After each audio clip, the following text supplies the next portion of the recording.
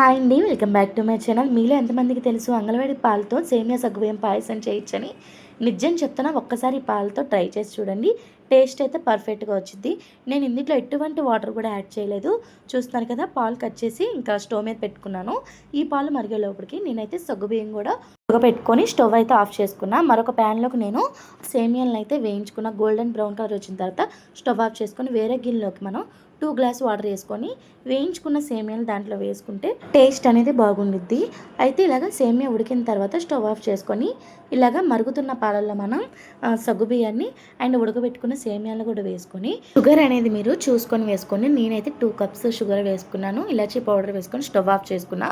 ప్యాన్లోకి కొంచెం గీ యాడ్ చేసుకొని మీకు ఇష్టమైన డ్రై ఫ్రూట్స్ వేసుకొని ఇలాగ గోల్డెన్ బ్రౌన్ కలర్ వచ్చేదాకా వేయించుకోవాలండి. ఇలా వచ్చిన తర్వాత స్టవ్ ఆఫ్ చేసుకొని ఇలా మనం పాయసంలో కలిపేసుకొని మిక్స్ చేసుకుంటే సింపుల్ అండ్ టేస్టీ అయిన అంగన్వాడీ పాలతో సగ్గుబియ్యం పాయసం అయితే రెడీ అయిపోయింది. మీలో ఎంతమందికి పాయసం అంటే ఇష్టమో కామెంట్ చేసి చెప్పండి. మా ఇంట్లో అందరికీ స్టార్ ఐటమ్ అనమాట. మా వారి బర్త్డేకి మా బ్రేక్ఫాస్ట్ అయితే ఇలా కంప్లీట్ అయిపోయింది. నెక్స్ట్ వీడియోలో మీకు మా వారి బర్త్డేకి ఏం స్పెషల్స్ చేశానో చూపిస్తాను. అంతేనండి వీడియో. Bye bye.